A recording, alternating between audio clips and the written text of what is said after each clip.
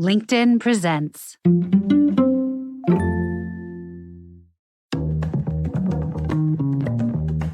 For all of us, it's about predicting where the consumer is going and getting half of it right. One of the things we want to do is create ads that don't suck. Embracing change creates great possibility. I'm Alan Hart, and this is Marketing Today. Today on the show, I've got Lauren Weinberg. She's the Chief Marketing and Communications Officer at Square. At Square, she's driving marketing and communication strategy globally. She previously held leadership roles at Yahoo, MTV, and AOL. On the show today, we talk about Square's business, how it's dimensionalized today, its ever expansion. We talk about how Lauren is helping to drive growth through marketing efforts, the impact of data on those marketing efforts, and the curse of incrementalism, or as she likes to talk about, the principled risks that need to be taken by marketing organizations. We've got that and much more on today's show. So I hope you enjoyed this conversation with Lauren Weinberg.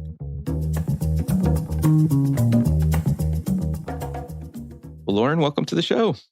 Thank you so much for having me. Yeah, I know. It's an early morning for both of us, but we're awake and we're bright-eyed and bushy-tailed, I guess, is the word. One of the things, before we get started to talk about Square, which is a fascinating company, I want to talk to you about this story I hear about you buying a house, sight unseen, and then also moving across the country.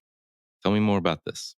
Yeah, so we were, like many other people, pandemic movers. We moved across the country from California to New Jersey. And if we have time, we'll talk about why we made that move. Everyone always asks why we came back from California. The short answer is family, but we moved across the country. We had two big dogs. Now we have three. At the time. And so we didn't want to put them under the plane. In fact, one of our dogs is so large, I'm not even sure that he could fit under the plane. And so we decided to drive across the country in an RV to a house that we had bought sight unseen. So lots of interesting adventures. And also because I'm a boy mom, I promised my boys that we would do a lot of really fun and adventurous things like go dirt biking and rent jet skis and just really all the adventures you could imagine on a cross-country trip. That's quite the adventure. And I also moved in there in the pandemic, but we wasn't as far. And so moved from North Carolina to the DC metro area. But I remember driving up, doing day trips to go see houses. And it was so apocalyptic. Like no one was on the interstate. So like what normally would take you like 4.5 hour drive, I think it was taking us like under 4, like 3 hours and 40 minutes. Probably shouldn't say that out loud because a cop is probably thinking you must have been going 85 miles an hour. But it was super weird. Did you guys encounter the same thing? Like not a lot of people on the road, or did you see a lot of people? It's a good question. I don't know. I mean, I think when you're driving across the country, there's a lot of roads that don't have a lot of people on them. That's true. Yeah. Anyway. Yeah. But there were a lot of people. So we stayed in, our goal was to not eat in any restaurants or to stay in any hotels. And so I have never been more organized in my life, but we had all of our meals for, I think it was an 11-day trip planned out in advance and frozen and vacuum sealed and everything because we didn't want to have to go inside anywhere. And all of the RV campsites that we stayed at were very busy. Nice. But it was also at a time where it was really early in the pandemic. And so I think there were certain parts of the country that didn't really think COVID was a real thing. Right. Yeah, that makes sense. Well, I promise I won't belabor this entirely story, but you have 2 dogs. I have 3 dogs now. I have 2 dogs as well. What kind of dogs are they? They sound interesting. I have a very large Bernedoodle. I would say he's like a giant sized Bernedoodle because I've never seen one as big as he is. And a golden doodle. And now we are fostering a dog after the holidays and foster fail. And so we're not really sure what he is. He's small. He's some kind of mutt. He's super cute. It looks like he's got some dachshund in him, but he's also got some shaggy hair. He looks like he has a little bit of everything. He's got short legs, a long body, shaggy hair, and green eyes. So wow. That is, yeah, he's definitely a mix. It was cool. Well, man, what a story, what an experience. I'm sure you guys will remember that forever. Yes. Well, let's talk a little bit about your career. And you are now the Chief Marketing and Communications Officer at Square, but where'd you get your start and how'd you end up at Square? So I started off working in the measurement space for a company called Media Metrics. And in college, I thought I would either be a journalist or a lawyer. And then I graduated and didn't want to do either one of those things. And so I ended up getting a job working at Media Metrics, which was the company that in the early 2000s was measuring all of the digital properties and coming out with like rankings for the top sites. And so that was my first job and my first foray into digital media. And it was great. It was really fun. It was obviously a really exciting time, a little bit of the dot-com bubble, then the dot-com bust, but a super interesting time to just be getting your legs underneath you in your career because I was just thrown into really exciting and interesting opportunities that, quite frankly, I had no business doing based on my level of experience. But I think a great way to start your career feeling scared and knowing that you could do things that you've never done before. So that's where I really got my start. I moved around to some other companies in that space and then made my way onto the media side of the business where I worked really in B2B, working with the best brands and advertisers for many years at AOL and MTV and at Yahoo.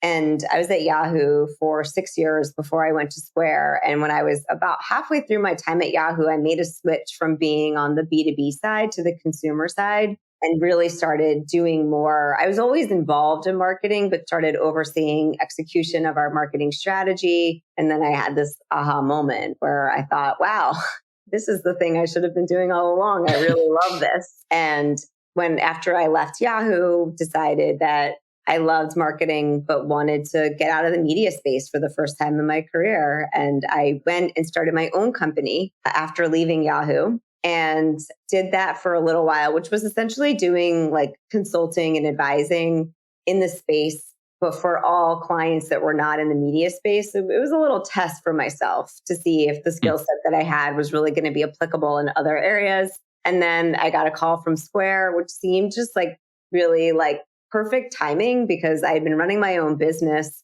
and Square called looking for a person to come in and oversee strategy for marketing and sales and international growth. And I thought this is super interesting because I've just come off of this experience of running a business and then I'm learning more about Square and I'm kind of blown away by everything that I wish I had known that Square could have helped me do when I ran my own business. And now I've been at Square for 6 years. Wow. I mean, it's amazing. And 6 years goes fast. For Especially sure. when half of those years are pandemic years. There's something weird about pandemic time that like seems to have slowed down but sped up at the same time. And so it just feels like it's gone by in the blink of an eye. Yeah, no, that slow down and speed up or goes fast at the same time. It's very true. I don't know how that's possible. It's like we entered a time space continuum or something. Agreed. Well, you mentioned Square and just the number of different things that it does. I think most people's probably first experience originally with Square was the little, literally white square that attaches to your phone so you can swipe a credit card and transact with small businesses. You guys do so much more today. How do you dimensionalize, if you will, what Square is today? Yeah, I mean, that's a great question. And I would say you're right. Square, I would say one of the things that's amazing about Square is that Square started with the purpose of really enabling any individual or business to participate and really thrive in the economy. And so the little white reader was initially the thing that we had, which just opened up the ability to take credit card payments for an entire segment of small business owners that were just underserved by all of the existing financial institutions. But now it's 14 years later, and we have a full ecosystem of business solutions that include software and hardware that really enable businesses of all sizes and complexity to run their entire operations with Square all over the world. So whether you're like an upscale retailer or a multi-location restaurant or a service provider, we literally have everything you need: banking solutions, payment solutions, the ability to manage your staff, payroll, I mean, you name it, marketing, loyalty. So it really is this operating system for your entire business. I like that analogy. I hadn't thought about that, but the operating system for your business, because you guys do, like you said, you do everything. It feels Yeah. like, and you serve a vast number of different types of customers and users as well. Like, but you're not just small business. You're medium enterprise even. It's quite complex. Quite complex. It is. How so in light of that, I mean, you're responsible for marketing overall. Like, how do you think about marketing's role in driving those activities and growth for Square? Yeah. So, I mean, one of my favorite things about my job at Square and how Square works is that we started, as you stated, really serving this long tail of small business owner with the little white reader. And in order for us to be able to really efficiently and effectively acquire customers, we needed to have a really easy way for them to self onboard. And so what's fascinating to me about our business is that even as we've scaled the business up market, and yes, we have an outstanding sales team now and the option for larger businesses to speak with sales, we're still onboarding, self-onboarding the majority of our businesses, including the large businesses. And so marketing is really the growth engine for Square's entire business and really drives Square's customer acquisition flywheel. So my team is responsible for the brand, the perceptions, and the acquisition of new customers. And the way that we look at our success is how much revenue we're bringing in from the new customers that we acquire. I mean, I think a lot of CMOs would envy to be in your position, but also potentially scared to be in your position as well, which is being the flywheel, being directly responsible for the revenue, or at least the onboarding of that revenue. Have you learned anything over the last 6 years that you would advise other CMOs that helps you get comfortable with that?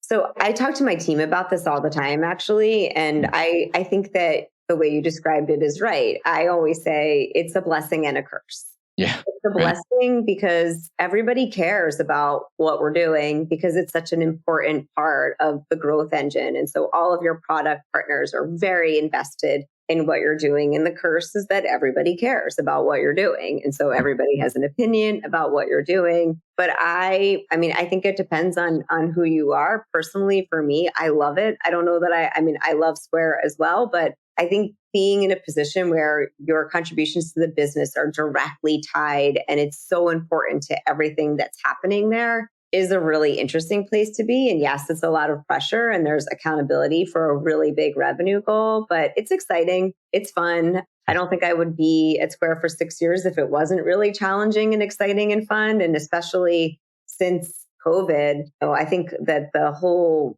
macroeconomic landscape has been really unpredictable, which makes an already exciting and challenging job even more exciting and challenging. Well, how I always think about marketing as one part data, one part creativity.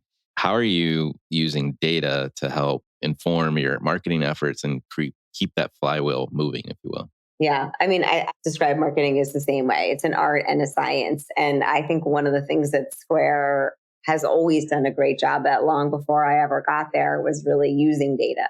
And so we are a very data driven and data informed organization. So we use data I think one of the things that you pointed out already is that our customers really vary. We have some really large customers like SoFi Stadium, and we also have some smaller coffee shops and some people who are operating at farmers markets. And so it really, we have millions and millions of customers on our platform. And sometimes when we're in the process of bringing a customer into Square, it's hard to tell sometimes exactly what they're worth. And so we have an incredible analytics and data science team that really help us with value-based bidding, doing lookalike modeling so that we can really find those audiences that are the most valuable to Square. We also use data very heavily to think about where there's the most incrementality in the channels that we use and how do we change our channel mix to improve ROI. We use a ton of machine learning models for targeting on specific channels like direct mail. We also use data in more qualitative ways to really understand sentiment of our customers and how they're feeling. I think that's especially important, just given all of the I think, headwinds that have been thrown their way over the last couple of years. There was obviously shutdowns during COVID, but then there was supply shortages, staffing shortages, the great resignation, inflation. I mean, you name it. I think like business owners everywhere have really had every hurdle you could imagine put in front of them. And so keeping an ear to the ground and really understanding how they're feeling helps us navigate a tricky landscape in a way that's very in tune to what our customers want and need from us. Well, and you mentioned you as well, you believe that it's an art and a science. Is there things that you say, I wish the data could do this, but I still can't rely on the data entirely? I think that question for every marketer would have to be just understanding your long-term investments better. Because I think, all of our performance marketing and anything that's meant to drive a short-term conversion is I don't want to say very easy, but it's much more measurable than some of the tactics and strategies that we use to shift perceptions, to plant a seed with a business owner who may not be making a decision about their business for another few months. And so those activities and really tying the value of those investments back to your bottom line is the thing that's like the holy grail in marketing that I think if anyone had really figured out how to crack that nut, it would be a whole different industry. But some of those channels are hard to measure. And then I think for us in a category where it's a considered purchase, for larger businesses, it's quite a bit of time that they're in the process of considering, researching, and figuring out what's the right platform for them to run their business on. Yeah, no, I agree. I'm curious, do you happen to use any sort of like marketing mix modeling on top of things that you're doing as well? I know that's kind of a specific question, but I'm just curious. Sometimes I've seen that those, and actually a company that I founded a while back, we were somewhat successful at teasing apart long-term effects, but still hard to do. Yes, we do. And that's one of the first things that I put into place when I started at Square. And we use that to supplement the data that we get out of our attribution model. And it gives us a better view of where we have more room to grow specific channels. And I would say it's been really helpful for us in thinking through what our channel mix should look like, and also helps us model what the impact could be of varying levels of investment. So it's definitely a really useful tool to have, but we also triangulate that against our attribution model as well. So we use both. Yeah, I think you still have to, there has to be I would call it like the micro optimization of like the attribution allows you to do. But then to your point, you mentioned it, which is like being able to forecast or plan the big allocation exercise, if you will. I think that's where marketing mix really helps. Yeah, I actually think there's been more of a shift back, Yes. to using the MMM models. I think for a while, people were feeling like they could just leverage attribution for everything. And as the media landscape and privacy laws change, there's been this pivot back into having to use MMM data in addition to attribution data.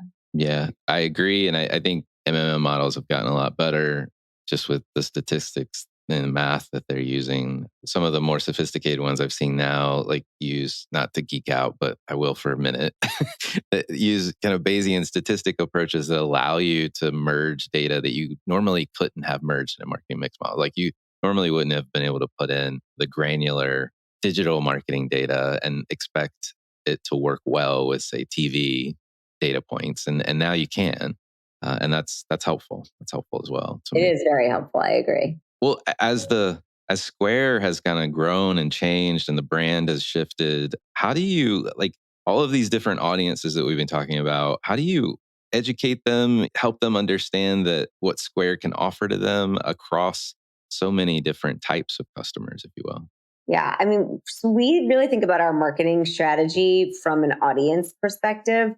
And so there's key audiences that we're going after. And I would say the way that we approach how we speak to them and what we're saying really varies. So for example, large retail and restaurant businesses are really important segments for Square, but so are emerging Gen Z audiences. But we also are really focused on how we are speaking to and serving the Black and Latinx communities as well. And so for each of these audiences, we really try to think about, well, where are they? Where are they in their business journey? And we do campaigns, obviously, a lot of campaigns, but we also leverage content and storytelling and a lot of our organic social channels to develop like content series that are designed to educate business owners in these different audiences and really drive some discoverability for our brand. But also, I would say probably more importantly, to begin our relationship with these business owners in a way where they feel like, oh, Square A understands me and is also providing me with education and information that's really going to help me succeed. And so that's really our approach. And so we have lots of campaigns, but we also have a content series called You Two Should Meet, where we're pairing up two like experienced sellers from different industries to have a really intimate conversation about how they're growing their businesses. We also launched this year Forward, which is a business accelerator program that's designed specifically to help Black and Latinx entrepreneurs obtain capital and get coaching and have access to the products that they need. So it really varies depending on who we're talking about. We're experimenting a lot with how we leverage influencers and channels like TikTok to speak to the emerging and up and coming Gen Z entrepreneurs, because we know they're the most entrepreneurial generation yet. And so the way that they're going to think about their business is going to be different than how somebody who's been a restaurateur for 30 years is thinking about their business.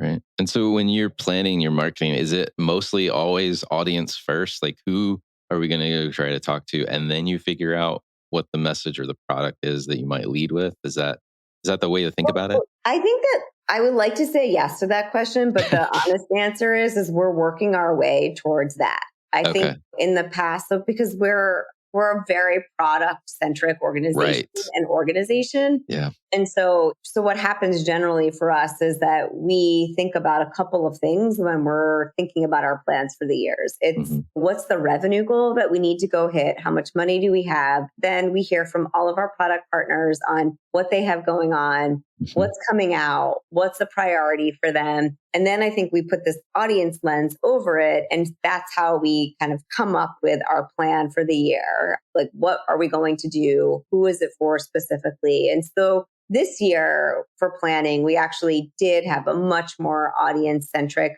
lens around what we did. And I think we'll continue to get better at that, quite honestly, so that if you are a customer of ours, it doesn't matter to you which product team or which product. We're really talking to you as an individual business owner and surfacing solutions that are the right fit for your business, regardless of where those products sit within our organization. Yeah. No, I think that's pretty powerful. And I know it is hard to get there, especially in companies that have been historically product driven, but you don't have to worry, in my view, view of one, N of one, you don't have to worry as much about the authenticity or is this going to connect, because you're thinking about what their needs and wants are first, right? And I think it lends itself to higher engagement levels, if you will, of those audiences. If you get it right? I mean, you have to know them as well. You have to understand what their needs and wants are as well. So that's true. And I think one of the things that Square does a phenomenal job at, even at the product level, is really putting that audience lens there first. And so all of our product updates, business reviews are always grounded in some sort of truth about a business owner or an insight. And so a lot of companies say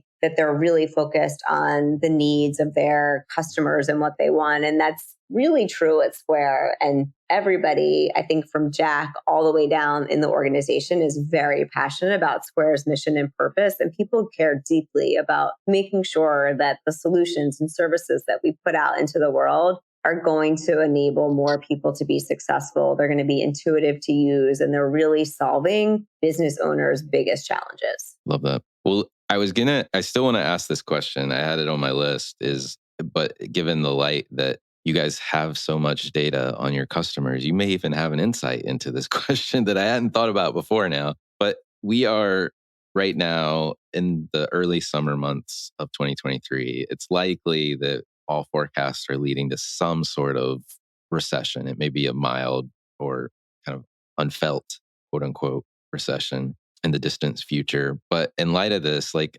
marketing is typically the function people come to cut first. And I'm curious how you think about that and how to respond to that if you're starting to feel that pressure and you're a CMO out there listening to this?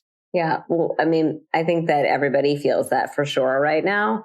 Yeah. For me, I think it comes down to demonstrating how your investments tie back to business results. Right. That's always been the way that we operate at Square because we are so data driven. But I think that's the number one thing is every single thing that we do and that we plan for is tied back to some sort of metric of success. And they're different metrics of success, but they're all tied back to our overall strategy. And that helps us stay focused so that we're not spreading our spend out too thin. And then we make sure that our investments are tied back to business results. I think the other thing that you didn't ask me about, but I think that's interesting is like our category is also really competitive. Yeah. And so we try to take principal risks and we want to stay nimble. We want to adapt quickly. We try to really be responsive to the changing needs of our customers and to be really smart about our risk taking, to not be taking big risks with a lot of money, but to be taking small risks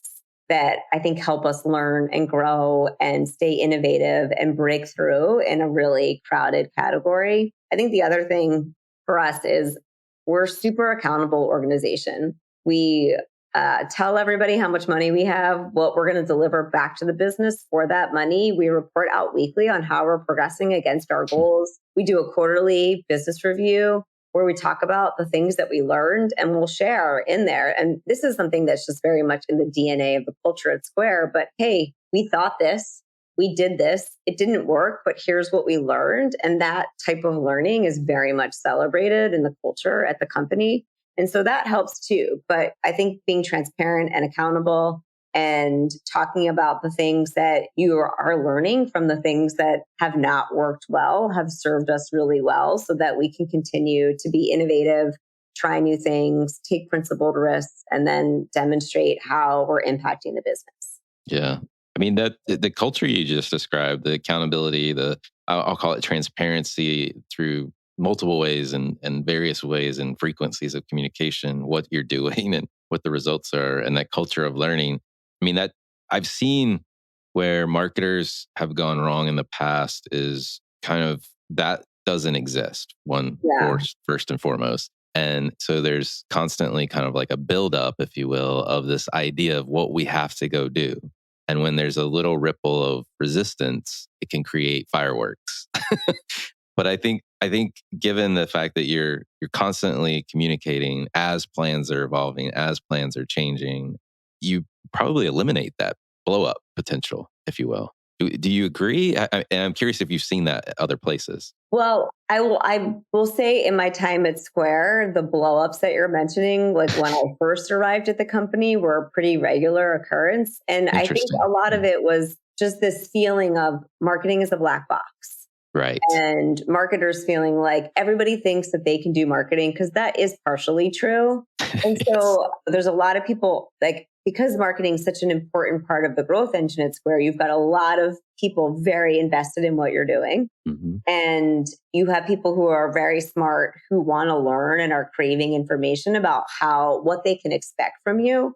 And so I think for us at Square, changing the relationship to be really transparent has changed everything for us. And it doesn't mean that all of our product stakeholders are happy with every decision that we make as an organization, because that's definitely not true. There's always people who are disappointed in our support or lack of support for something that they feel is very important for their product. I will say the difference is that when they don't like a decision today, they understand how the decision was made, and that eliminates the blow up. And so it's not all like roses and everyone's happy all the time with what we're doing. But I think the transparency and accountability has really changed the nature of the relationship, because we're really clear about how we think about things. We're clear about what success looks like for us. We're clear about how many things we could potentially go do. And that means that we can't do everything. And so, yes, people will be disappointed, but they understand why you made the decision that you made. And I think that's been a game changer for us.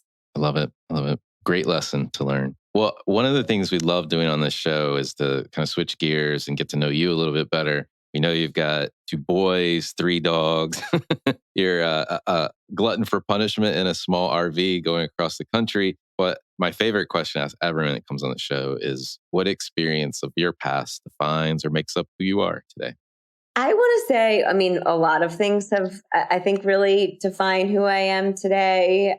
But I think there's a couple of key things. I think my first job, just being in an environment where the dot-com bubble had burst and there was a lot of reductions in workforce and being put into a really uncomfortable situation very early on in my career was a very career defining move for me, whether I realized it at the time or not, because it started me off in my career feeling like it's okay if there's a lot of stuff that you're doing that you've never done before. And because I was sort of forced into that really early on. And I remember saying to my first boss, are you sure I should be doing this? I don't feel like I'm qualified for this job that you're giving me. And he said, sink or swim, there's a million people that would take your place.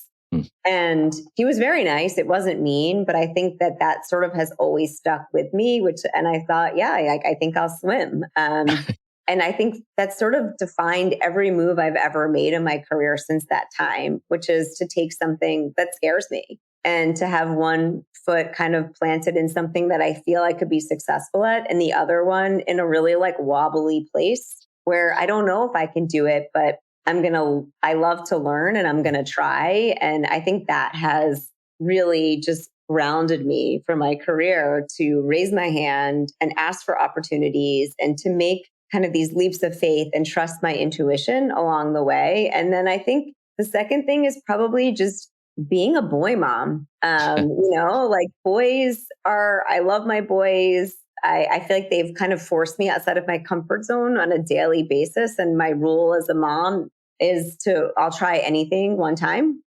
And if I really don't like it, then I don't have to do it again. But, boys are really adventurous. My boys certainly are. And they always are wanting me to do stuff with them. And I didn't want to miss out on all the fun that everybody was having. And so I think that sort of also is another example of how of something that's really influenced my ability to be comfortable feeling uncomfortable. Love it. Well, if you were starting this adventure all over again, what advice would you give your younger self? To really advocate for myself and to trust my intuition. I think that especially as women, it's hard to do this because we're sort of groomed from a very early age that we should be humble. We shouldn't talk about our accomplishments. We should never talk about money. And I've noticed like men are much more likely to be proactive in communicating what they think they're worth. And I talk about this a lot because I've noticed this pattern in myself and I want to break this cycle, which is just like, it's important for women to advocate for themselves. And it probably just took me too long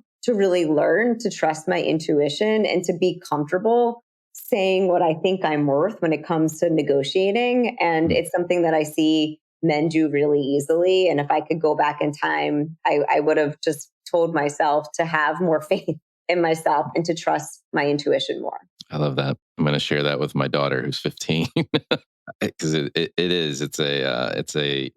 it's a societal problem and a norm that we have to break. So. And I think there's like something that we can do or that I try to do as a manager, which is when I notice these things happening on my team or these inequities, because just the men are much better about asking for things to just ask everybody. I mean, last year I did this around compensation. Some people were coming and saying, here's what's important to me in comp, but it wasn't everybody. So then I reached out to all of my leads and said, what's important to you in comp? Like, I can't promise that I can get you where you want to go, but tell me like whether it's cash or equity or what's a number that you think makes sense for you. And then it kind of puts everybody on an equal playing field. So I think women have to be more comfortable having those conversations. And I also think that there's the role that a manager can play in just asking those questions and encouraging women. And I did not stop until I got that answer from every single person that reports to me. I love that. Well, what is there? You're in this learning culture, if you will, test and learn and transparency. Is there any topic that you think marketers themselves need to be learning more about, or maybe something that you're trying to learn more about yourself? There's two things for me. One, obviously, and everyone's talking about this, is just generative AI. And Right. we're using that quite a bit already. We're thinking a lot about how we educate our customers in the role that AI can play in helping them as well. And so I think there's just a lot to learn there for everybody, but that's really exciting. And the second area is, I think for me personally, is just like figuring out how we can unlock a channel like TikTok for our brand. We know there's billions of business owners on TikTok. And so it's just a matter of like continuous experimentation with different formats. And I think it's a really exciting and fun opportunity too, because it feels like the stakes are low and you can make a mistake there that, I mean, that's actually not that true. You can make a mistake that could be really devastating for your brand if you make a really big mistake. But there's a lot of things that you could do. And if if the message doesn't land perfectly, it just doesn't get as many views. And so I'm excited for us to keep experimenting in that area to figure out how we can truly leverage that channel more for our customers. Okay. Well, are there any trends or subcultures that you're following you think others should take notice of? I mean, we're always following what's happening with the audiences that we care about. And so a lot of my friends make fun of me because whatever is the latest platform, I'm on it. I was on TikTok really early as well, because I just believe that as a marketer, you should be spending time in all the places that your customers spend time. And so since a lot of our sellers at Square happen to be a lot younger than me, like I'm spending time in the places that they spend time. I'm watching the way that like my nephew who's in college and my kids interact on these platforms, and I'm on all these platforms. And so I think the thing is just really just observing. Like Clubhouse came out, I was like, I'm on it. And so whatever is coming out, I'm spending time there just to understand how other people are interacting and engaging in those platforms and on those channels, because really every channel is different and it's not a one size fits all strategy when it comes to marketing. And it's important. I think that's just good advice for all marketers to be, if you're making assets to go on a specific channel, you really need to understand how people are engaging with content in that channel. I love it. I like your experimentation with the channels. I have one follow-on question because I'm curious, like a lot of people see those new channels and then it feels like a lot of times we pivot maybe too hard to those channels. Are you approaching those new channels as like experimentation platforms? Yeah. Okay. Okay. And And also, then, like, I make suggestions to my team. right. And then sometimes they're like, no way, we don't want to do that. And so it's a lot of give and take. I don't see us swinging the pendulum too hard into any of those new channels. For me, it's actually just about spending time there first. Mm-hmm. And then seeing like whether or not it could be a good fit for us, or just even how people are engaging in that. So my first, like I'm experimenting just for myself. Yeah. With how do I want to engage in this channel? Do I enjoy this channel? What kind of conversations are happening here? Is this a good place for your brand or not? And then I think that becomes a conversation around, it really is about experimenting, not investing too heavily. I think that's something that we're working on, which is like, how do we have a very lightweight experimentation framework to just start to test new content strategies in these channels to see what starts to work? Yeah, no, it makes sense. It makes sense. And there is a first mover advantage to some 100%. degree. Yeah. With each of these new platforms, we've seen, new brands take off because of that ability, to capture it and understand the channel and maximize its use. So cool. Well, last question for you. What do you feel like is the largest opportunity or threat facing marketers today? I mean, measurement continues to be a challenge. And so I don't want to say that though, because that just feels like what everybody would say. So I want to say it's really about just returning to like a beginner's mindset or a growth mindset. And I sort of view like if your budgets are smaller, like how do you think about the way that type of constraint can really bring innovation and creativity? And so for me, it's really about just experimenting, getting scrappy, and how do you continue to act like a startup when you're working in a big company, but you don't lose sight of your ability to be agile, to adopt and address trends in culture and test these new channels, because you're right. There's definitely a first mover advantage if you can figure it out early on how to unlock some of those channels. And it's been the defining winning strategy for a lot of up and coming brands. Yeah, no, 100%, 100%. Well, Lauren, thank you so much for coming on the show. It's been a fascinating conversation, and I feel like I've learned a lot. I've taken a ton of notes, if you could see my page in front of me. So thank you so much for spending time with us. Thank you so much for having me today. This was really fun and definitely worth the early morning. I appreciate it.